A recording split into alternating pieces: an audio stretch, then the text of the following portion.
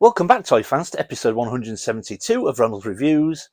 And on today's episode, we've got two vintage Thundercat pickups. Cue the match.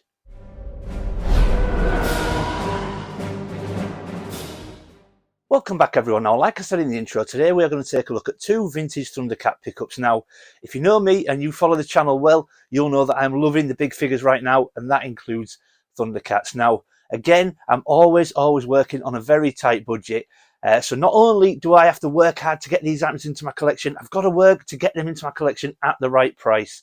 But if you talk to VTR Dave, he will tell you that I have a knack of finding bargains, especially on eBay. And this month has been no different. So let's go see what I'm adding to my Thundercats collection today.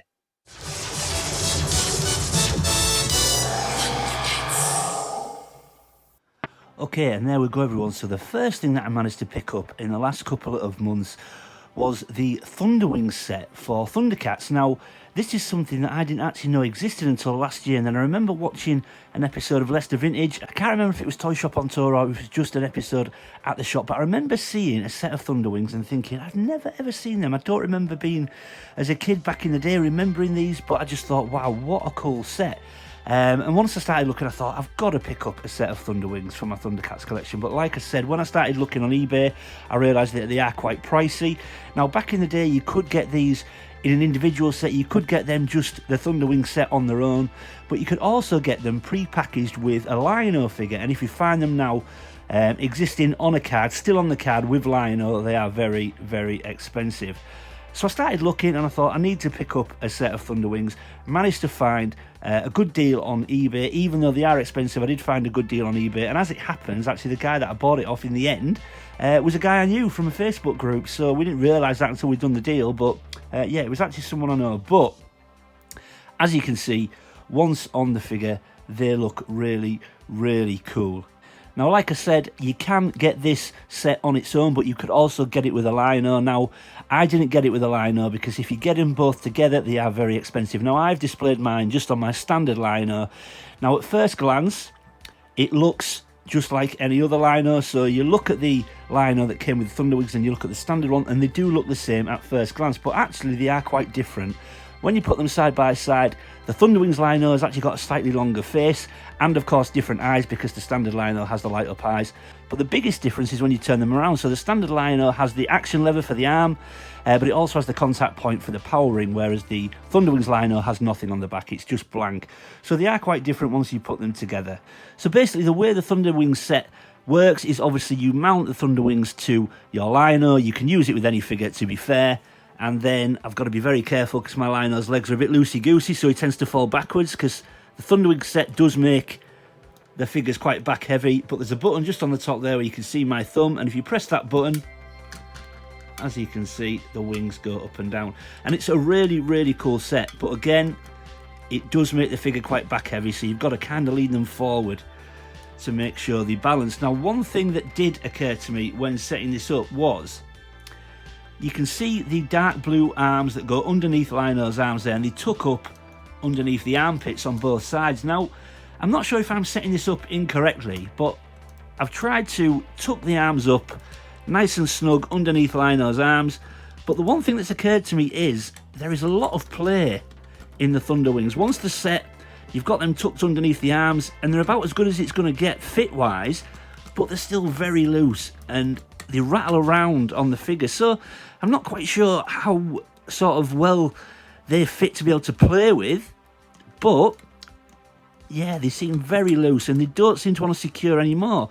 And I don't think I'm fitting it incorrectly. Now, obviously, this isn't the correct Lion-O, but I just don't see how they would fit any better onto any other figure. So again, jump in the comments if you're familiar with the Thunderwing set, because I can't help but think I'm maybe attaching these wrong, because they do rattle around. There is a lot of play when they're on the figure, but once they're displayed and balanced, they do look very, very cool. So yeah, very pleased to get them into my collection. If you're looking at picking up a set of Thunderwings, a few things to look out for. The wings are quite fragile. Now, obviously, because they're white, they do tend to go yellow, so look out for that. But the wings are quite fragile, and they do tend to break around the joints near the top here. They do tend to fracture, so one telltale sign, if you're on eBay and you're looking at a set of Thunderwings, when they are resting like they are on my figure now, when they are resting, just take a look and make sure that they both look like they are resting at the same level. A telltale sign for any damage or the wings being broken is often one wing will sit higher or lower than the opposite side. So just make sure they both look like they're sitting at the same level. That is a telltale sign to say that they are damaged or broken somewhere. So just look out for that. But again, like I said, you can buy this set on its own or with lino. But again, they will cost you a little bit of money depending on which way you want to do it. And if you find a carded version with lino, you are going to be talking serious money. But very pleased to get it into my collection. It is something I really didn't think I would get due to price, but got lucky and I'm very, very pleased. So the standard lino satisfies me. If I get a chance to get the Thunderwings lino at a good price, I will pick it up. But for me, on display, this is perfect. So yeah, very pleased to get this into my collection. However, this wasn't the only item I added to my Thundercats collection this week. So let's go take a look at what else I picked up. Okay, and the second thing I added to my Thundercats collection this week was a vintage Bengali. Now this is a figure that I have been chasing for quite some time, but he's eluded me really because of price. He is very expensive, especially if you find him with an original hammer. The hammer alone can demand some crazy prices, especially on eBay. Some of the prices I see it going for are crazy. £100 and over, which is just mental. And I am just not in them realms, especially not even for a complete figure. I wouldn't pay that. Certainly not for a hammer. I mean, can you imagine what Rachel would do to me if I came home and said I've just spent over £100 on a plastic hammer for an action figure? My feet just would not touch, and rightly so. So because of my budget, I have to make compromises, and this figure was no different. So the hammer is a reproduction, but that doesn't bother me considering what original hammers sell for. That does not bother me whatsoever. But like I said, I have to make compromises, and one thing that I compromised with this guy was when I bought him for £50, which was a good price, but he did have a slight bit of damage. He was actually missing his little finger on his left hand. Now, I'm very lucky that I know some fantastic people that help me out a lot in the YouTube community. And this guy got sent off to Dave over at Toy Polloi, and he was very, very kind to do a repair for me. And as you can see, you would never know there was any damage on that left hand. It looks absolutely perfect. So I just want to say thank you again to Dave over at Toy Polloi for fixing up Bengali for me.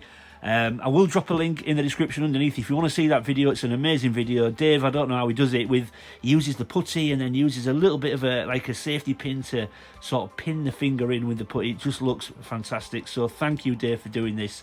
But yeah, this guy is awesome, and I'm so glad to get him into my collection. Like I say, I've got to be very, very careful when it comes to my budget, so I do have to make compromises.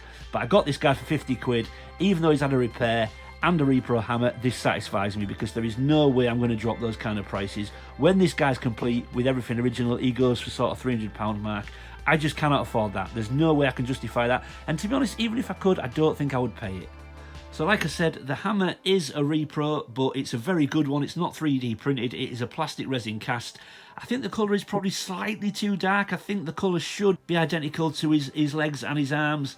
That sort of mid-blue colour, but I am satisfied with it. I really am.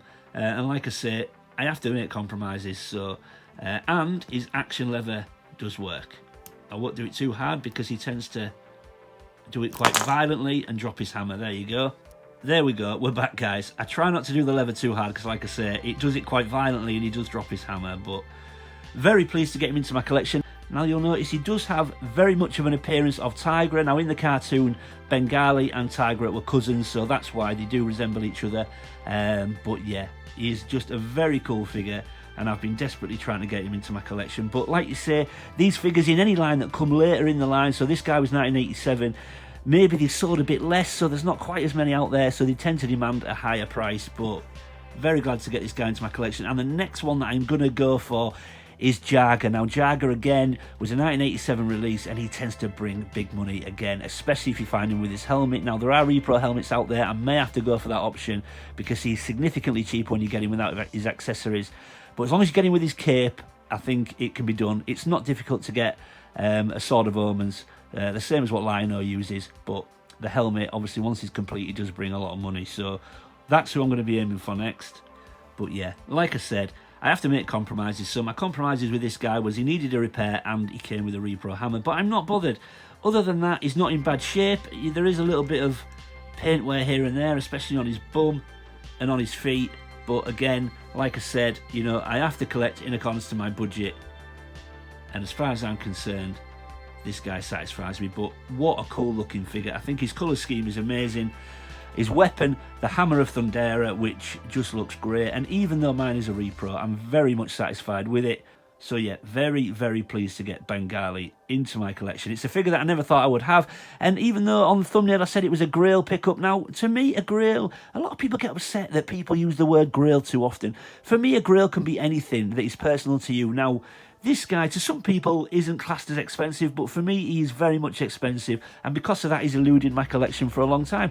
So he becomes a Grail to me. The same as the Thunderwings, really. You know, it doesn't have to be necessarily high price, it doesn't necessarily have to be rare, but it can be a Grail piece to you if it's just eluded you for a long time for whatever reason. If you just haven't managed to get it into your collection and it slipped through your fingers a lot of the time, then I think you can class that as a Grail. If it's just something you've tried hard to get and haven't got it for maybe a few years, I think you can call it a Grail piece for whatever reason. But that is just my opinion. I think Grail pieces are individual and personal to the person. It doesn't have to be expensive, it doesn't have to be rare to be a Grail piece.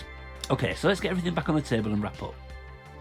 And there we go, everyone, both figures back on the table, and I'm very, very pleased to finally get Thunderwings and a vintage Bengali into my Thundercats collection. Like I said, there will be more Thundercats coming.